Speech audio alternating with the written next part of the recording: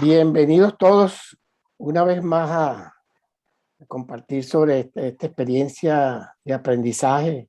Ese término de experiencia de aprendizaje lo aprendí de mi amigo Adrián Cotén, que anda por ahí también por el mundo dando, dando programas, cursos, y es una persona que yo quiero y admiro mucho.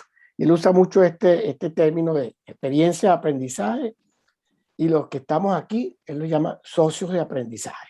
Porque todos aprendemos de todo. Y me gustan ambos términos. Entonces, bueno, de nuevo, bienvenidos a todos. Hoy vamos a tocar un tema por demás importante, donde de una u otra manera estamos o nos involucramos, estamos involucrados, o tenemos amistades, personas muy cercanas que están en una situación que bueno, les toca asumir una responsabilidad un tanto importante y que a veces es muy desgastadora, como es la atención de un familiar mayor que ya ha ido perdiendo sus facultades, o un familiar que en parte de esta pérdida de estas facultades es consecuencia de un trastorno cognitivo, de los que comúnmente llamábamos demencias, que hoy en día ya el nombre se refiere a estos problemas de trastorno cognitivo. Y normalmente cuando hablamos de esto pensamos en Alzheimer como la más común, pero sin embargo hay muchas otras. Entonces hoy aquí estamos con la doctora médico psiquiatra Mónica Mosquera. Ella, escribo por ahí ahora en el chat, ella tiene un Instagram, un grupo que ella llama Cuida tu Mente, donde comparte con un equipo de psicólogos y profesionales de la salud de este tipo de actividades que son muy interesantes. La doctora Mónica es venezolana, actualmente en Ecuador, en Guayaquil. Está haciendo su labor desde allá. Y ella también organiza una vez al año, es la manera como yo llegué a la doctora. Ella una vez al año organiza un encuentro que llama Comunicación con la Salud Mental, donde asisten una gran cantidad de profesionales muy buenos en la materia. Creo que el último fue en octubre, ¿verdad? Sí. Y fue pues de carácter virtual por las razones de la pandemia. Antes era en físico, en vivo, pero las cosas van cambiando. Entonces, bueno, hoy vamos a tocar este tema un poco enfocado más al cuidador, a esa persona que le asume esa responsabilidad. Esto quedó un pendiente cuando hablamos con el doctor Ciro Gaona, quien anda ahorita fuera de Venezuela, en sus actividades que suele él estar. Y quedamos ese día que era un tema muy importante, hablar del cuidador, de todo lo que significa para el cuidador esto, y como el mismo doctor Ciro decía, y aunque suene duro y difícil decirlo, a veces el cuidador termina más enfermo y hasta se muere primero que el familiar con el problema.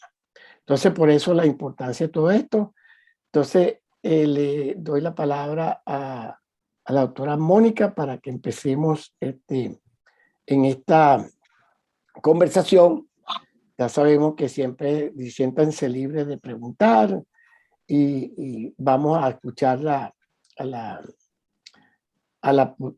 invitada de hoy, que es una experta y que sabe bastante de este tema. Adelante, Mónica. Bueno, primero, buenas tardes por este lado del mundo, ¿no? Buenas tardes con diferencia para cada región. Primero, Gerardo, muchísimas gracias. Me alegro mucho que me hayas invitado, me gustó. Uno, porque me gusta el tema. En algún momento de mi vida, desde el punto de vista profesional, incluso luego laboral, familiar, he tenido experiencia con personas con deterioro cognitivo, en este caso con Alzheimer. Y bueno, desde ese punto de vista, desde lo netamente de estudio, de aprender a través de los libros y de todas las revistas y todo que uno podía pues acceder, también vivirlo, ¿no? Vivirlo como actor de primera o segunda línea, y realmente esto hay que vivir. Pero antes de comenzar el tema, ya que hiciste mención de los encuentros, porque son en octubre y después se me olvida, pues estén pendientes. Este año es el 11º encuentro comunitario con la salud mental y el primer encuentro comunitario con la salud, con el bienestar físico. Entonces vamos a tocar temas dirigidos al público en general, donde de una manera muy didáctica siempre hablamos de tópicos de actualidad que van a generar mucha ganancia. Entonces estén pendientes por las redes, ya por ahí pusieron el Instagram, y seguro que vamos a enviar algún formato para inscripción donde les va a llegar todo el material. Yo creo que hablaba con Gerardo que una de las cosas cuando uno se forma en el área de la salud, me imagino que en otras profesiones también, pero es como el compromiso de la educación, de la educación a la población. ¿Por qué? Porque mientras nosotros conozcamos más de los problemas, los podemos evitar y vamos a tener comunidades más sanas. Así es, eso es muy, pero muy importante, lo que nos llamamos la psicoeducación. Sí, y por eso gracias de nuevo. Entonces, bueno, no sé, quisiera comenzar primero de repente por hacerles alguna pregunta, que levanten la mano quienes han tenido, o que lo expresen, quienes han tenido contactos, han sido cuidadores o han vivido de cerca, a pesar de no ser cuidador, el problema de ser cuidador de una persona con Alzheimer. A ver si hay experiencias propias en el grupo. Tenemos Leida, Gilberto. Ajá, sí, hay unos cuantos. Bueno. Hay varias manitos. Sí, varias. Mira, Elizabeth, Cielo, María. Bueno, Alexandra. realmente a ustedes no se les puede echar cuenta. O sea, ya ustedes que lo han vivido saben que esto es una tarea titánica. Entonces, la idea de hoy no es como normalizar esa situación, pero tampoco ver que es lo peor que nos puede pasar, porque para eso tenemos muchas cosas por aprender.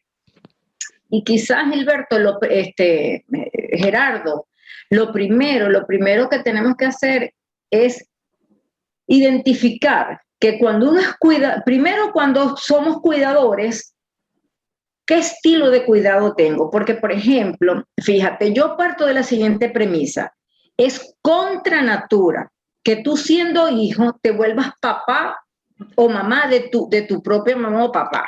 Porque cuando hay un problema demencial, nuestros padres comienzan a ser un poco nuestros hijos.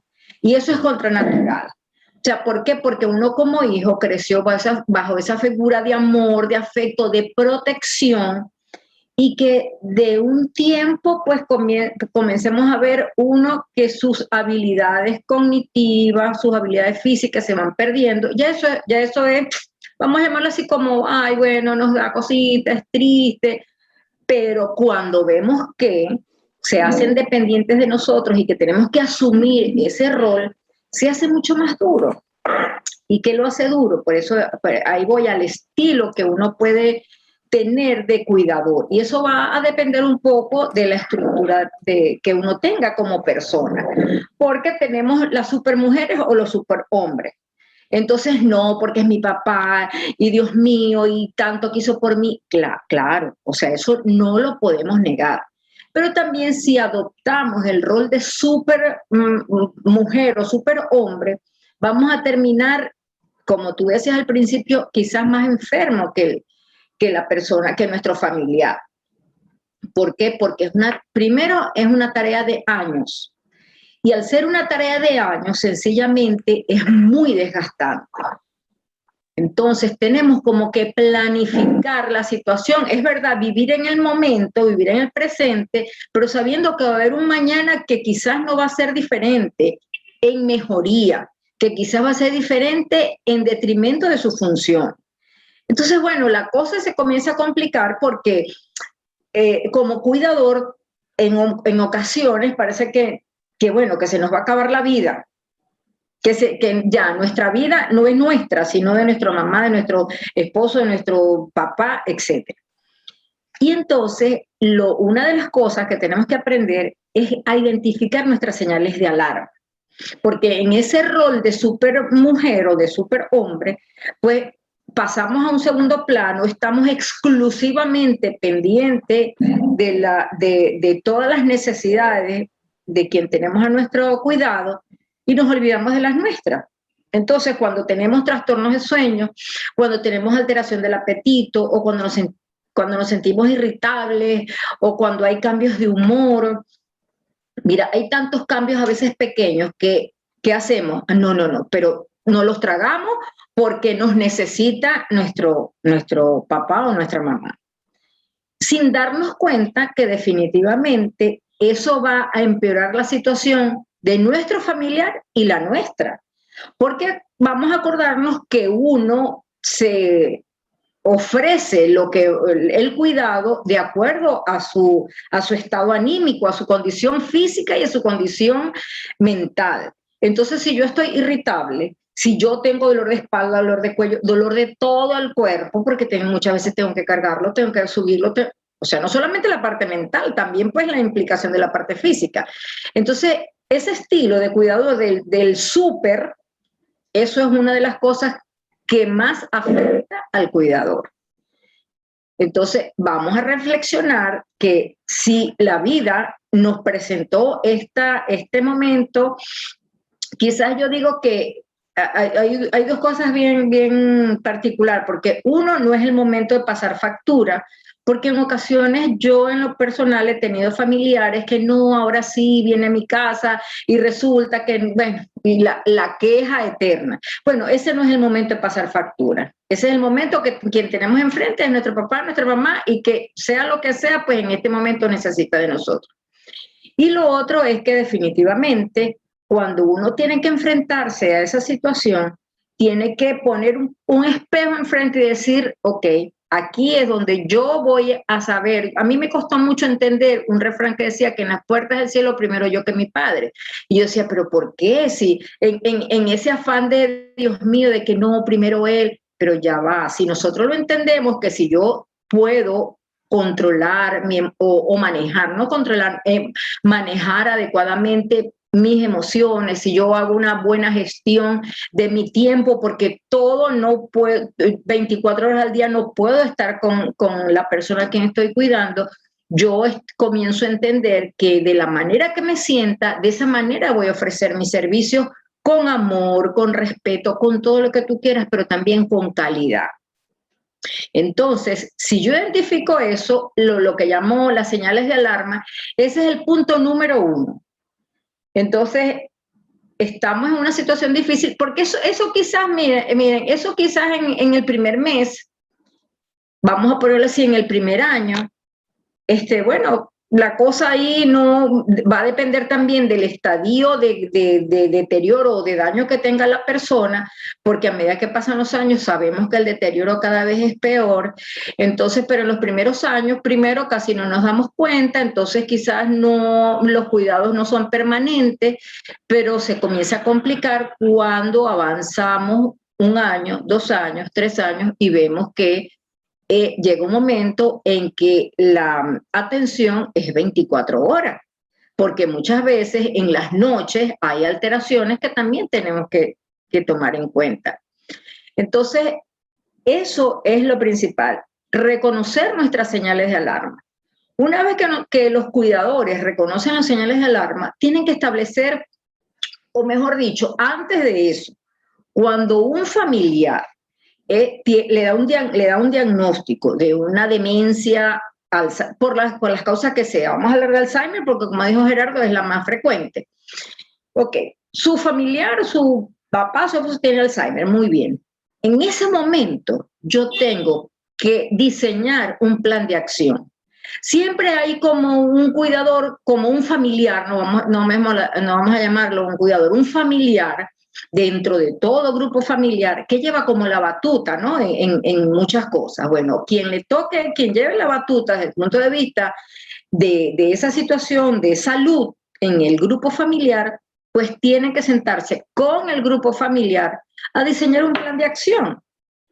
¿Por qué? Porque esto es un trabajo de familia y esa es la otra situación importante. En la medida que la familia se involucre, los resultados son mejores.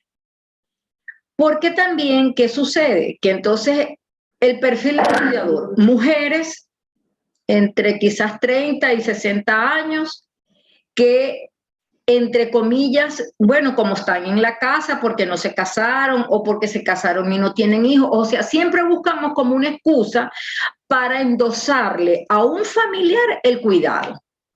Pues no se lo dejen endosar, porque el papá es de todo, la Claro, mamá es de todo. es bien importante esto que cita, porque en las estadísticas normalmente es muchísimo más común una mujer la que se encarga de este familiar. Eso es muy común por razones de históricas y de costumbre, qué sé yo, por el esquema propio de la mujer.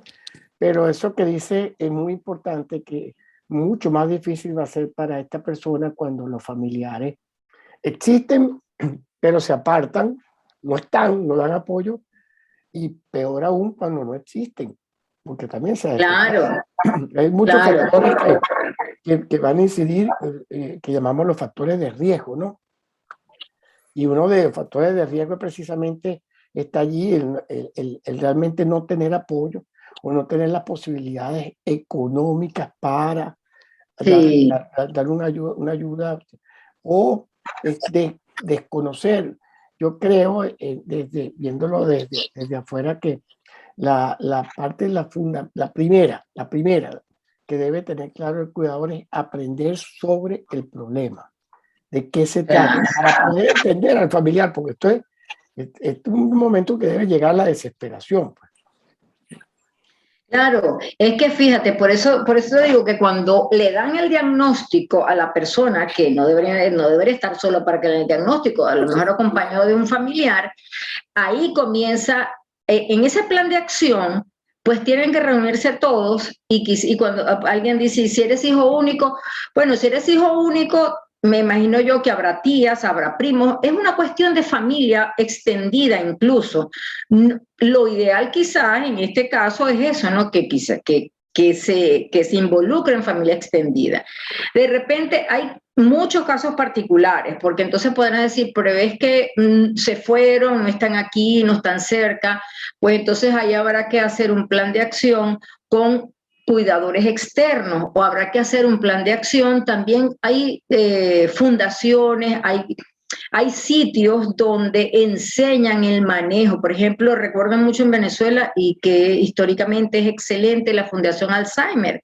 Entonces tenemos que buscar en el país donde nos encontremos qué apoyos, organizaciones no gubernamentales o qué apoyos que no sean pues privados, porque también el costo juega un papel importante, que no sean privados, dan, valga la redundancia, apoyos a las personas o a los familiares con este tipo de problemas. Entonces, si bien es cierto que cada quien tiene su realidad, hay amplias variedades para cualquier realidad. Entonces, quizá uno de los casos más duros es cuando se es hijo único o cuando de repente se es hijo único y no hay, y los familiares, los primos, los tíos tuvieron que emigrar, entonces te tocará buscar apoyo externo. Pero hay que buscar apoyo. Y el primer apoyo, estoy de acuerdo con Gerardo, es conocer la enfermedad. Las enfermedades son enemigos, a nadie le gusta estar enfermo. Pero también sabemos que si nosotros aprendemos a manejar cualquier problema de salud, vamos a estar más preparados. ¿Para qué? Para que en el momento en que sucedan las cosas, no nos agarre como desprevenido. Ah, bueno, es que se le olvidó cómo me llamaba y comienzan, Dios mío, pero ¿cómo va a ser posible que ni siquiera me reconozca? Ya vas. Si tú estudias la enfermedad, tú sabes que eso es una situación muy difícil, pero que puede llegar. Entonces comienza, como dicen algunos, comienza esta loquita de la casa, que es la mente, a pensar cualquier cosa que te agrede más. Como por ejemplo, ¿pero por qué? ¿Por qué me tiene que olvidar a mí? ¿Se le puede olvidar todo el mundo menos yo que he estado con él los 50 años de mi vida? No se trata de eso. El cerebro no sabe que el cerebro que va cada vez deteriorándose, que hay cada día menos tejido cerebral, menos neuronas, no sabe si tuviste con él 50 o 60 años. O sea, se desconectó, se perdió. Ese cerebro no puede responder a las expectativas que ese familiar puede dar. Entonces, eso, por muy duro que nos suene, hay que entenderlo, hay que conocerlo, hay que estudiarlo. Y repito, en ese plan de acción que yo digo que no solamente con este problema de salud, sino que con cualquier problema de salud, uno tiene que hacerse experto en la parte teórica de las cosas que tienen que conocer. ¿Para qué? Porque la persona que tiene la enfermedad o los familiares sencillamente van a tener la práctica. Entonces, es una cuestión que si yo sé la teoría, la práctica la puedo llevar mejor. Y si no, vamos a acordarnos, cuando uno estudiaba y tenía que hacer un ejercicio de matemáticas o de lo que sea, uno tenía que estudiarse la teoría para poder implementar la práctica. Entonces, saber qué es, por qué se produce, cuáles son las etapas que puede venir en una demencia, cómo puedo intervenir en cada etapa, qué alternativas puedo buscar. Y saber, fíjate, otra de las cosas también muy duras de este problema de salud es saber que hay momentos en que ya no se, para nuestro ser amado, ya no podemos hacer nada. Porque por mucho que hagamos, ese cerebro no va a responder. Porque es verdad que nosotros hablamos de la neuroplasticidad cerebral, que es el poder de recuperarse la neurona, pero llega un momento en que esa neurona no se puede recuperar. Se murió. Sí, se murió y se sigue muriendo cada día. Sí, en estos casos surge la frustración con mucha frecuencia, porque definitivamente siempre está la expectativa de que qué le puedo dar para que mejore, y sabemos que estos son procesos totalmente se van degenerativos, que la farmacología lo que hace es que este proceso se degenere más lentamente, pero pararlo hasta ahora, tú me corriges, hasta ahora creo que no existe ningún tratamiento farmacológico ni algo parecido que detenga o revertir, imposible. Y detenerla como tal, más que detenerla, es como hacerlo más lento. Enlentecer. Y más llevadero. Entonces, claro, todo este proceso, la persona que está allí el día a día está, aunque pueda entender mucho, se conecta también con sufrimiento. Con el sufrimiento de que pienso que mi familiar está sufriendo, y no siempre es así, pero eso podemos aclarar mejor. No siempre es así. Pero viene entonces el nivel de estrés, la frustración, sentimiento de culpa, porque ¿qué debía haber hecho yo aquí? Porque es como una mezcla también como de un duelo que estoy procesando poco a poco, porque veo que tengo mi familiar allí, pero prácticamente no lo tengo. Es una mezcla de emociones bien difíciles. Por eso la importancia de que una persona a cargo de esto tenga el apoyo, se informe, el conocimiento, los soportes necesarios. Lo que tenga que hacer, que ahora al terminar, por supuesto, escucharemos algunas recomendaciones sobre qué hacer, porque si se cae en la desesperación, después puede venir la depresión. Y bueno, y la depresión me abre al resto de las enfermedades con mucha facilidad, y es todo un proceso bien delicado, que qué bueno que podamos estar compartiendo hoy sobre esto. Y bien duro, por ahí estaba leyendo y al principio lo dijimos, es contranatural. Es contranatural, o sea, aquella persona fuerte que nos cuidaba, que se trasnochaba con nosotros, o sea, que cualquier cosa podía hacer con nosotros, de repente verlo sumido en unas lagunas, o sea, en que en ocasiones, en las etapas ya últimas, ni siquiera puede tragar. O sea, eso es para que le toque. O sea, nadie ha dicho que es fácil, nadie. Es muy, muy doloroso. Y por esa sencilla razón es que hay que aprender a uno como cuidador, hay que aprender ¿para qué? Para que no se haga peor todavía, porque como lo decía Gerardo al inicio, no va a ser un enfermo, van a ser 2, 3 o quién sabe cuántos, pero el cuidador directo es el que más se enfrenta al dolor, porque es una situación dolorosa. Sí, y muchas veces este cuidador con bastante frecuencia no es una persona tampoco muy joven. Dígame, cuando es la pareja, están ahí muy cercanos en edad, y normalmente la edad promedio supera los 50 años, la edad promedio del cuidador. De manera que también está jugando con el impacto que yo estoy más propenso también a enfermarme cuando voy avanzando en edad, porque bueno, por razones normales de la vida. De ahí la importancia de que no puedo descuidar jamás, cuidarme a mí mismo cuando estoy tratando de cuidar a otros. O sea, lo decía al principio, si yo estoy bien, yo puedo dar, pero si no lo estoy, bueno, busco quien nos dé a 2 o a 3 porque ya yo no puedo. Claro, y fíjate que es importante lo de la pareja. ¿Por qué? Porque entonces nosotros vemos como los hijos muchas veces le exigimos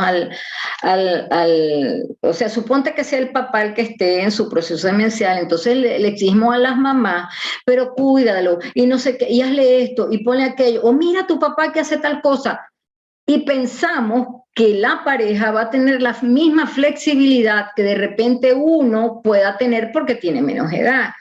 No, o sea, no nos olvidemos que también, como tú decías, es contemporánea con la edad, y aun cuando no haya deterioro cognitivo en la pareja, no hay una buena flexibilidad cognitiva. O sea, a medida que uno avanza en edad, ocurre lo que llamamos la rigidez del pensamiento. Entonces, un pensamiento más rígido, acostumbrado a lo que tradicionalmente veníamos manejando, y si antes mi pareja era el que todas las noches cerraba la puerta de la casa y ahora deja la puerta abierta, pues ¿por qué lo hace? Pero tenemos que entender al entender a la pareja que se queja, pero es que ella ya también tiene sus años, entonces hay que entenderla también.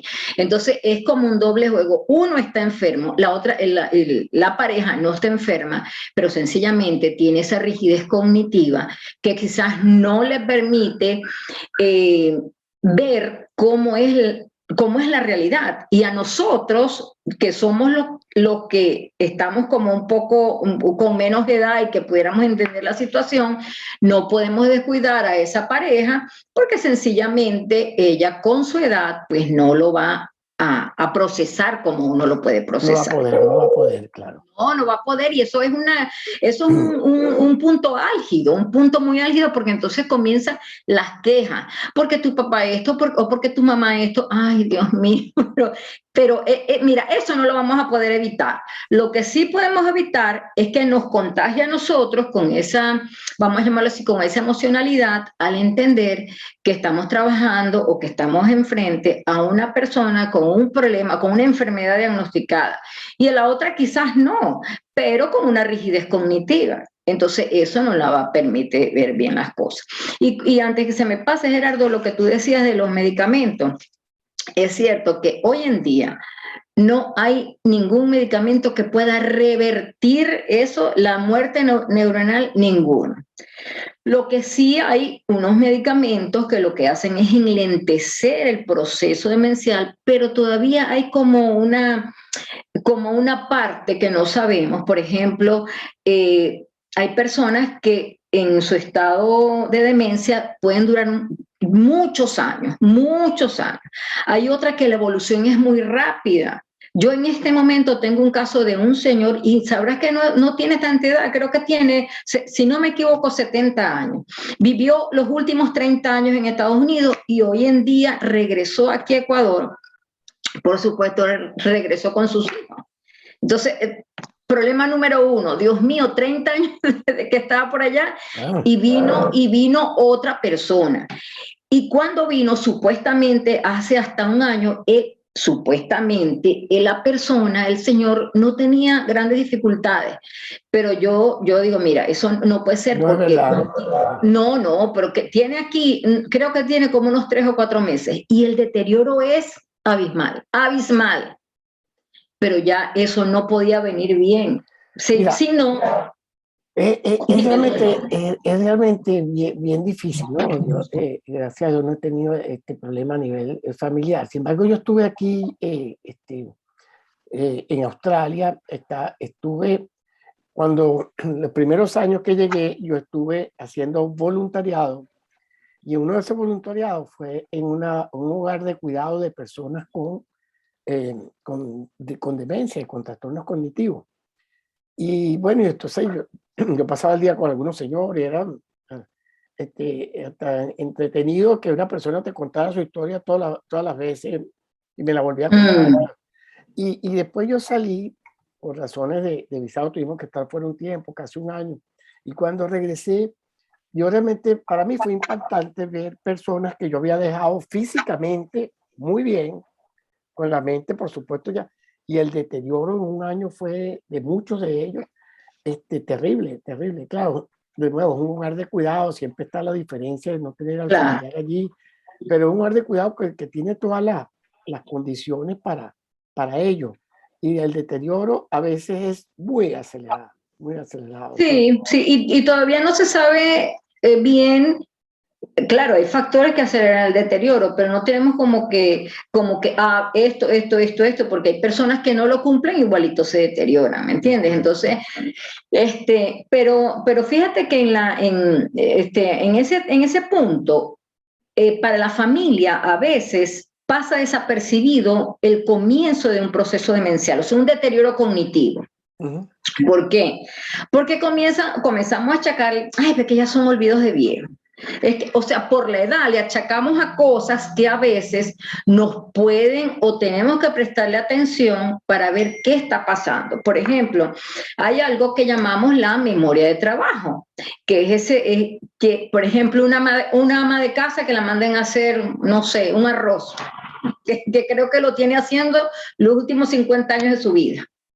Y entonces comienza, pero ya va, primero es el agua, primero hay que echar el arroz. O sea, comienza con esas cosas como pequeñas, que tú dices, pero ya va.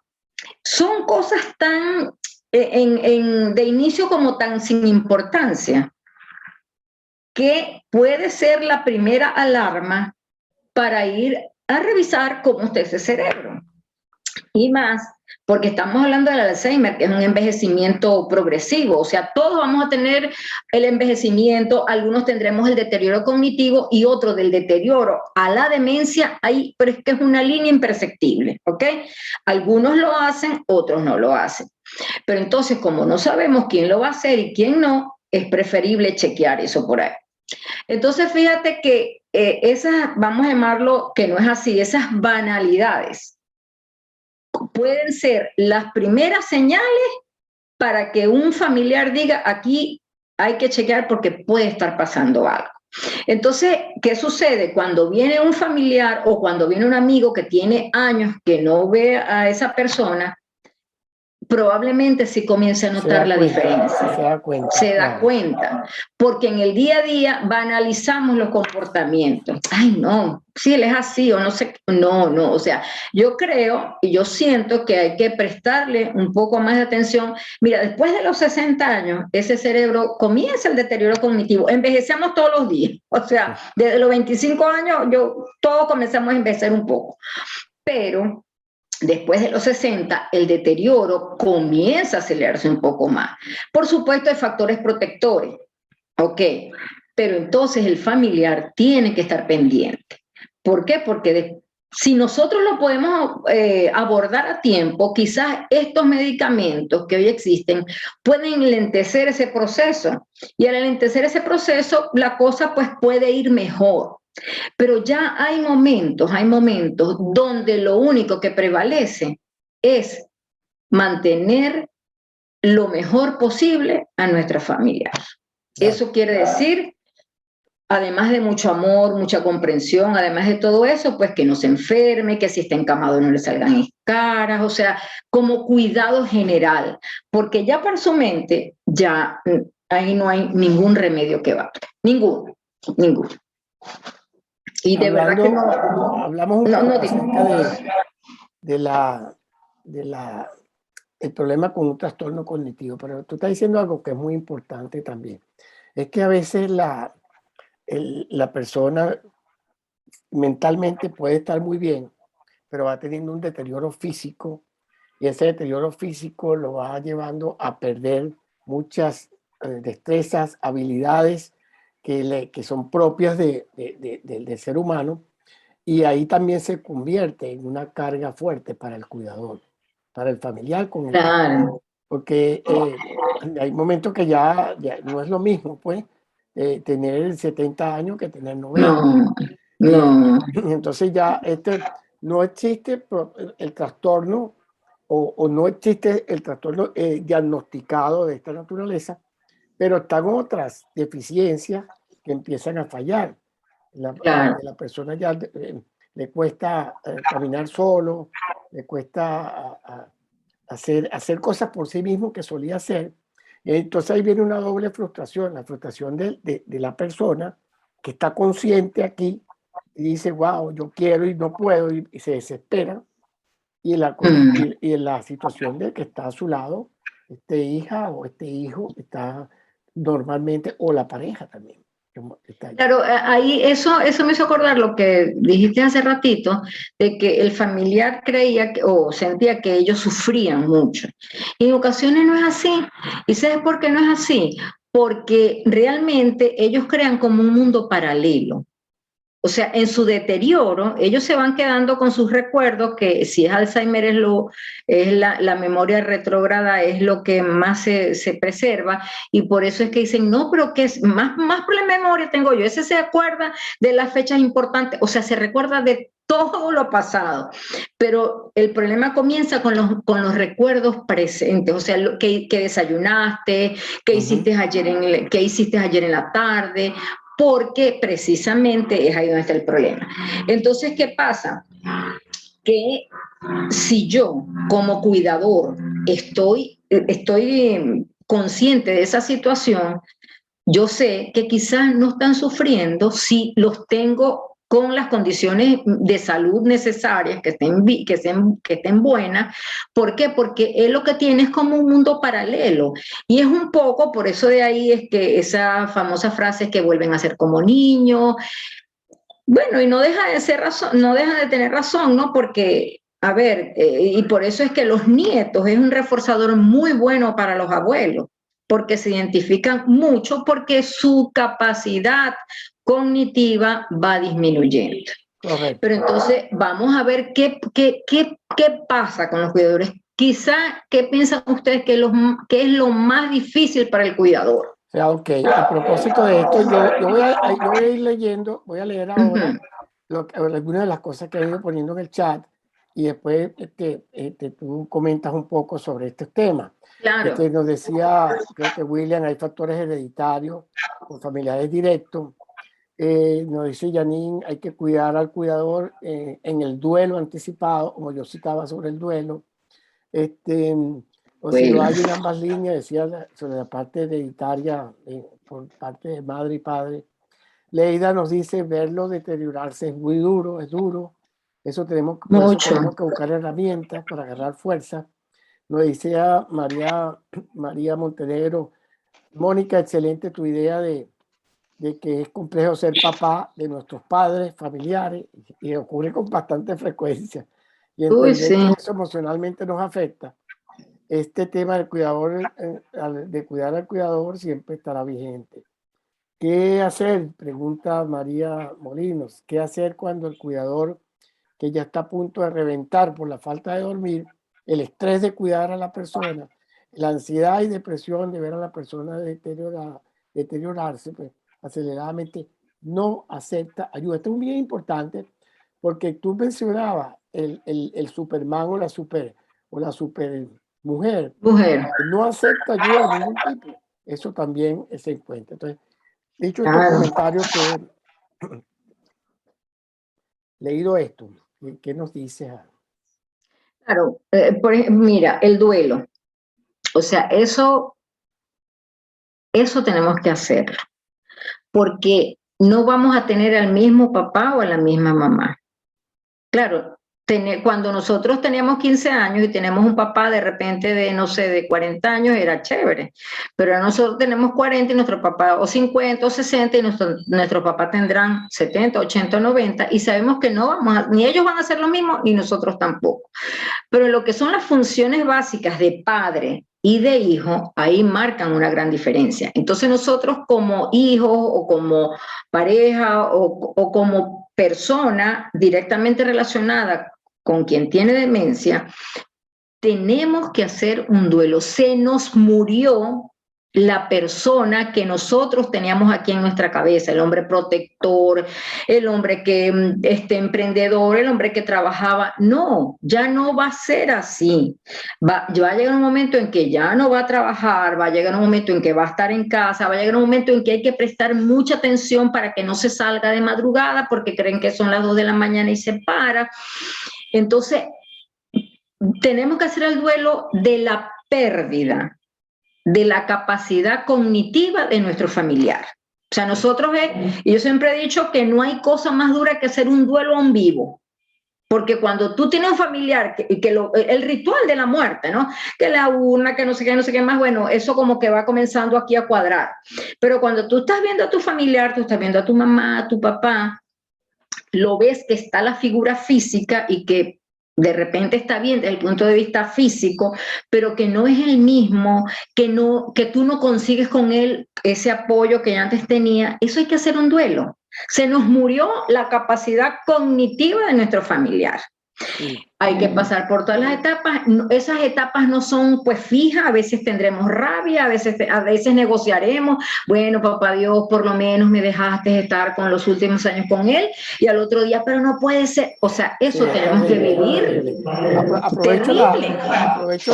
Hablando del duelo, y aprovecho para dejar la cuña aquí, que la semana que viene, el conversatorio del lunes que viene, es precisamente hablar de los duelos.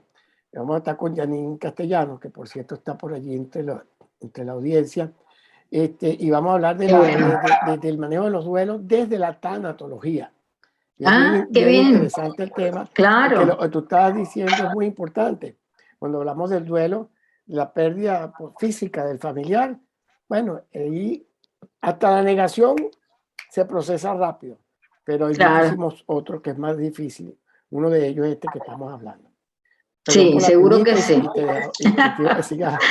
No, y lo otro que decías de lo que leías de las preguntas era cómo hacer cuando la persona no quería ayuda.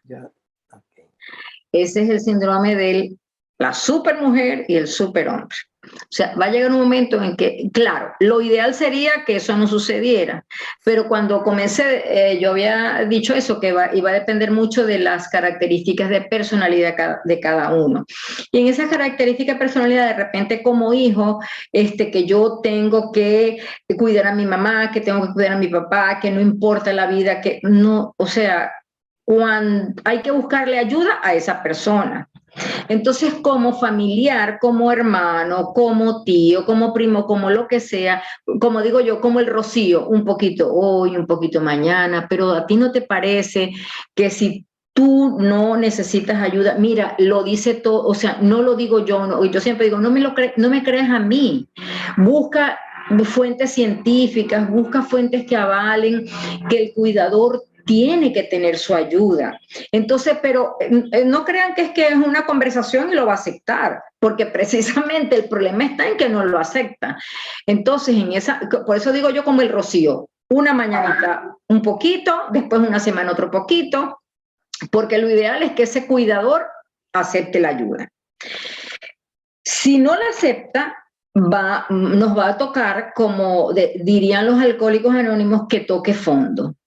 Porque definitivamente va a llegar un momento en que va a tocar fondo. ¿Cómo? Va a tener las señales de alarma que no les va a hacer caso y va a terminar enfermándose. Entonces, cuando eso suceda, pues de repente muy duro para el resto de la familia, pero estoy poniendo el caso extremo. Para llegar a ese caso extremo hay mucho camino por recorrer. Entonces, como que, por ejemplo, uno, cuando yo hablaba y comienzo a hilar eso lo del plan de acción, es reunirse toda la familia. Mira, yo tengo un caso ejemplar, hermoso, o sea, yo los amo como familia. Aquí cortito, mi paciente era la esposa, pero ella no, una mujer relativamente cincuentona, no sé qué, con un cuadro depresivo. Bueno, yo de hecho que la sigo viendo mucho tiempo.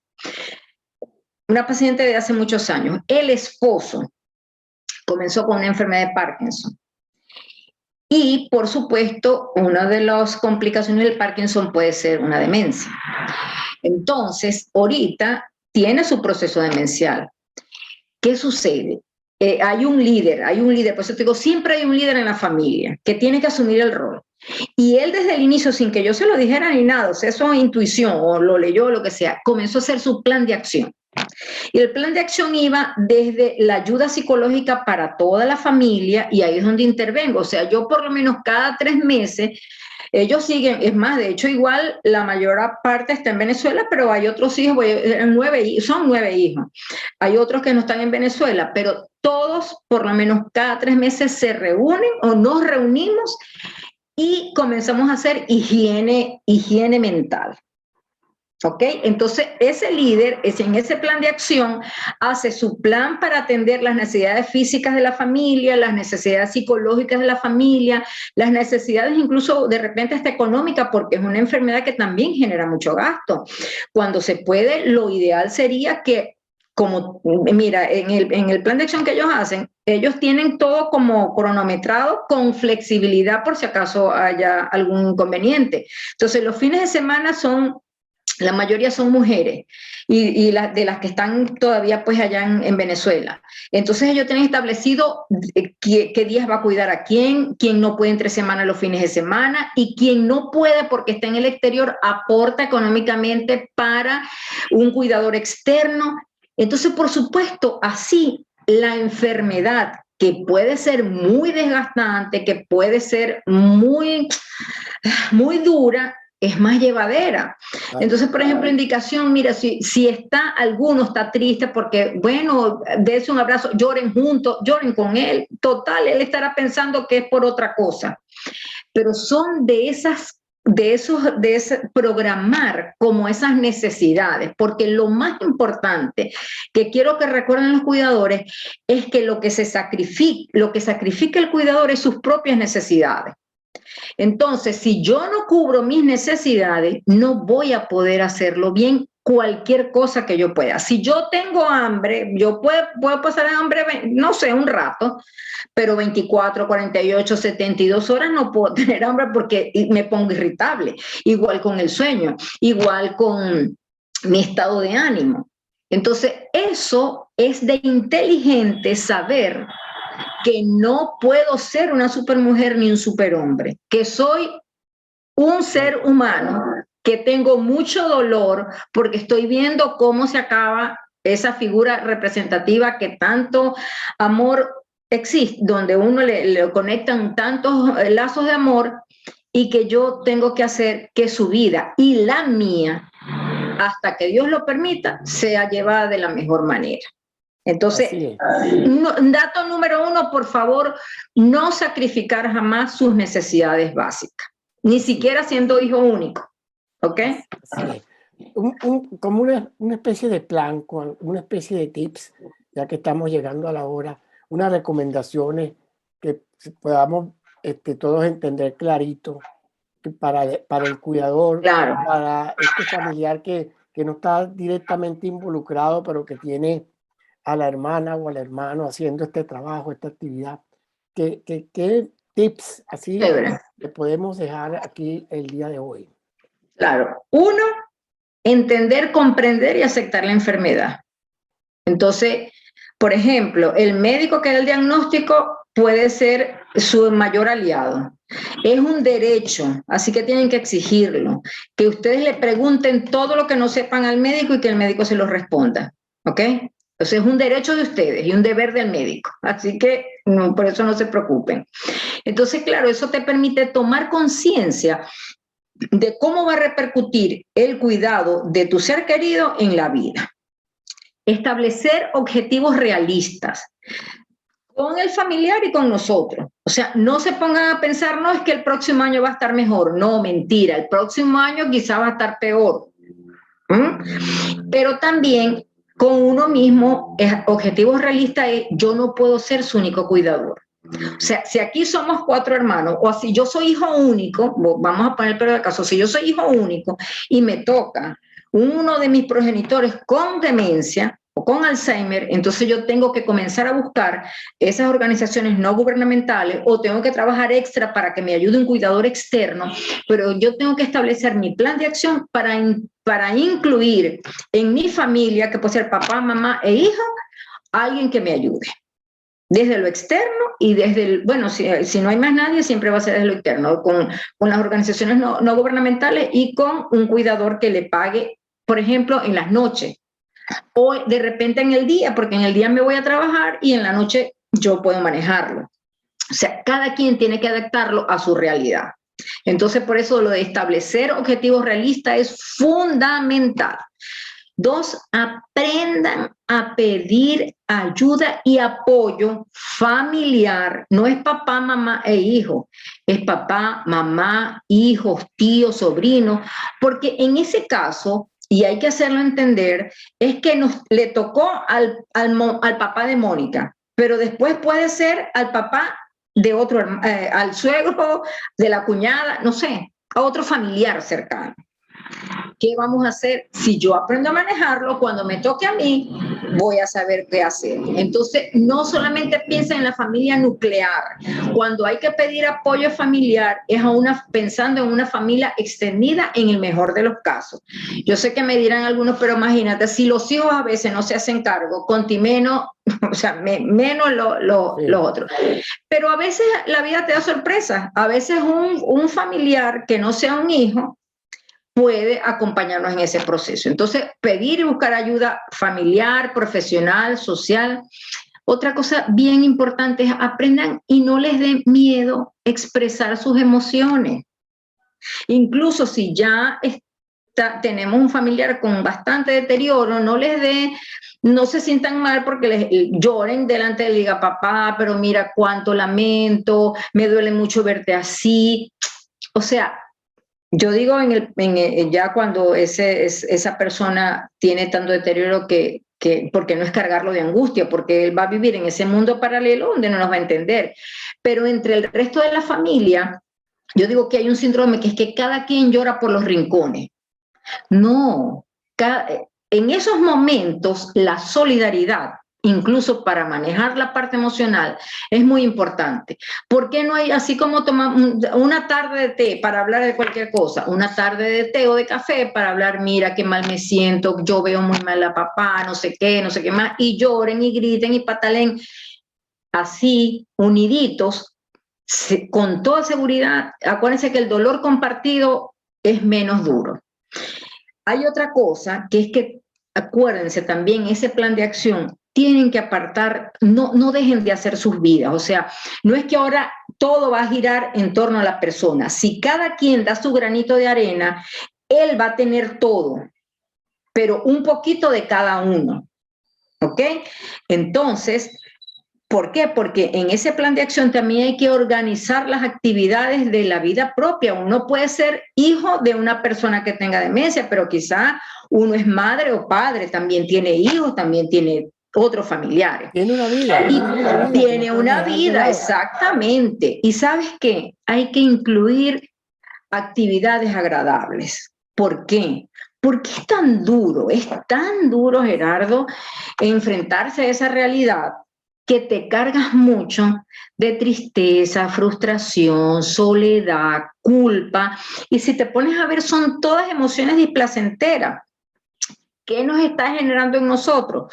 Nos está generando que cada día nuestra producción de endorfinas o de serotonina o de dopamina, que son las hormonas que nos produce placer, pues cada vez se vea menor, se vea cada vez más minada. En cambio, si nosotros dentro de todo ese plan de acción no dejamos las actividades que nos conecte, así sean los microespacios de bienestar, estamos propiciando, por un lado, es inevitable en ocasiones estar triste, llorar o sentir frustración, pero por otro lado, también estoy estimulando mi producción de mis endorfinas propias para que preserve mi salud. Entonces, realizar actividades agradables es algo que tiene que aparecer en su plan de acción y que cada quien las produce de acuerdo a lo que le guste. Otra cosa es aprender a manejar esos sentimientos negativos. O sea, no hay que normalizarlo. No es que, ¿cómo no voy a estar triste si mira cómo está mi mamá o mi papá? No, ya va. Ya va. No podemos normalizar que lo ideal es porque tengas un papá con un problema de salud importante o una mamá, es que estés triste. Ahí lo ideal, o sea, lo que se tiene que manejar es que hay momentos que te tienes que conectar con la tristeza, claro, cuando tú lo ves, cuando vas a cuidarlo, etcétera. Pero hasta eso es negociable. ¿Sabes por qué? A mí me encanta la utilización del humor. Entonces, una cosa muy importante es no se enganchen. Ay, ¿por qué no? Yo le dije, mira, esta familia de la que estoy hablando está en la costa oriental del lago, en Maracaibo. Una de las reuniones era, pero imagínese, doctora, que él que me lleva ahí al banco ya, que estoy un hombre que siempre fue duro, rígido, y por supuesto en su estado demencial peor, a las 2 de la mañana. Entonces, claro, miren, vamos a hacer una cosa, vamos, de primera intención, vamos a seguirle el juego. Ok, sí, papá, ya ahorita me voy a vestir, me voy a parar, me voy a cepillar los dientes. A los 5 minutos ya no se acuerda. ¿Me entiendes? Entonces, en ese momento, en vez de ponerse triste, a llorar, no, vamos a utilizar el humor. Sí, ya, ahorita, lo que suena la alarma es porque nos vamos a vestir. O a través de un chiste, lo que sea. Pero el humor, incluso hay un libro que tú le debes conocer, Gerardo, de hace mucho tiempo en Venezuela, hecho por psicólogos, donde hablaba de la fortaleza del venezolano. Y una de las fortalezas, independientemente de donde estemos, del venezolano es el humor. Sí. El humor. Entonces, es muy importante que todos en nuestro plan de acción vamos a incluir actividades que nos conecten con el bienestar. Y si en esas está el humor, pues mucho. Que no tienen que hacer, pónganse a bailar. No, es que ya está encamado, pónganse a bailar enfrente del abuelo, del papá, de la mamá. O sea, imagínense que es como cuando ustedes tenían sus hijos. A veces hay que hacer cosas. No sé, cuando leí cosas que me pasaron un meme de los abuelos, ¿no? Que los abuelos hacemos cosas tontas con los nietos. Bueno, a lo mejor, como vamos a hacer un poco papá de nuestros papás, tendremos que hacer en ocasiones cosas tontas, pero que nos produzcan más bien placer y no enfrascarse en normalizar las emociones negativas. Por favor, eso es lo peor que podemos hacer. Evitar situaciones que nos produzcan tensión, malestar. Ay, no, es que mañana me toca cuidar a mamá. Dios mío, no, ya va. ¿Por qué vas a comenzar ese calvario? Porque ya lo mentalizaste así cuando faltan 3 días para que tú hagas la guardia en casa de tu mamá. Entonces, esas situaciones negativas hay que aprenderlas a manejar. Otro tip es evitar el aislamiento. No se aíslen. Porque sabes que a veces por pena, pena, vergüenza, o la misma el mismo malestar, uno tiende a aislarse. Y es de las cosas que entonces mirémonos en ese espejo. Si hablamos de la genética y hablamos de todo lo que ustedes quieran hablar, que me imagino que de manera magistral lo conversaron con el doctor Ciro Gaona, un experto, además de que lo hace tan bien, que es la socialización.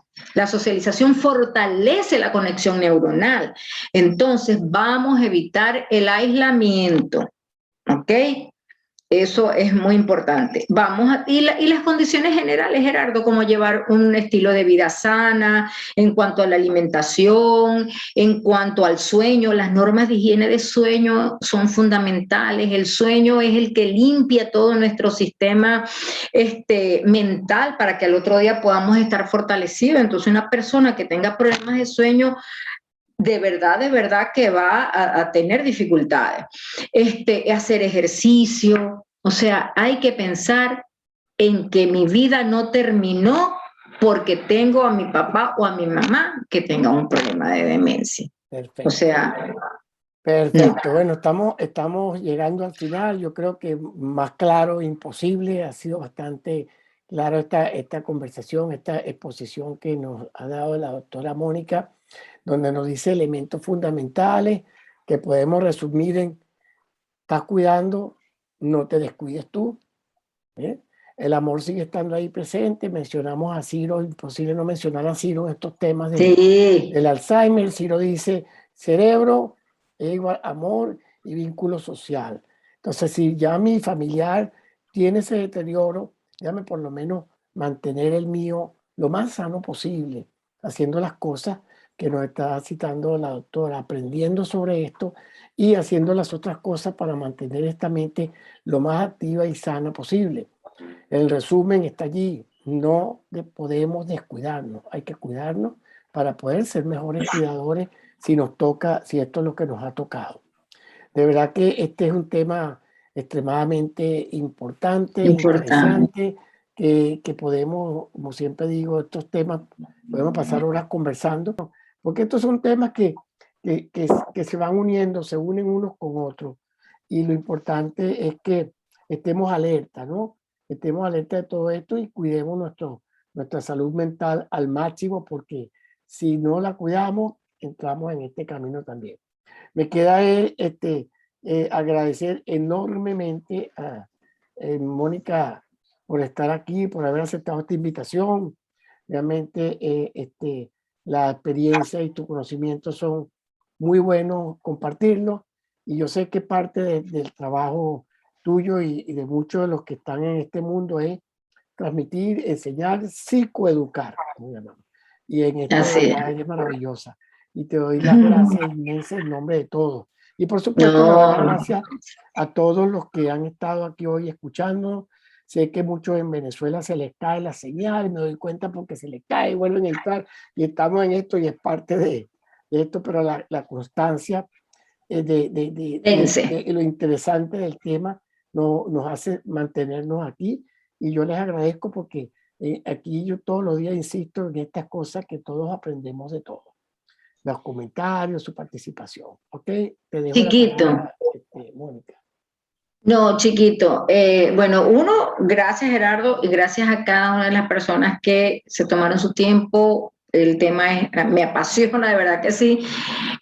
Pero que recuerden que este año el encuentro comunitario con la salud mental va a ser, acuérdense, la última semana de octubre.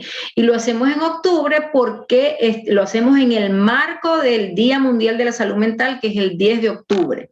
Entonces, aportando nuestro granito de arena, pues nosotros ya tenemos 11 años en esta actividad. Ya este es nuestro segundo año de manera virtual, pero bueno, hasta que Dios lo permita, lo vamos a seguir haciendo y con el apoyo de todos ustedes.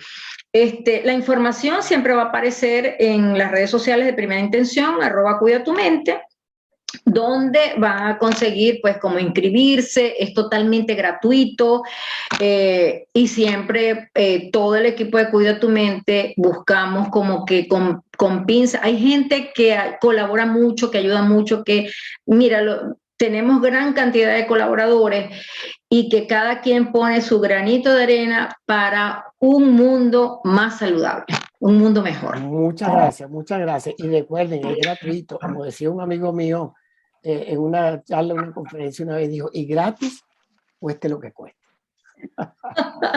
Mira, con las manitos arriba, ahí con las manitos arriba, voy a tomar una fotico así como que ay, chévere, así con esto, con el pulgar así, chuchu, a ver, una fotito.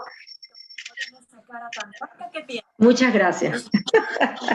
Bueno, hasta excelente, luego. saludos. Un abrazo desde la distancia. Abrazo a la distancia a todos. Okay. Chao, pues. Que Dios nos bendiga. Amén.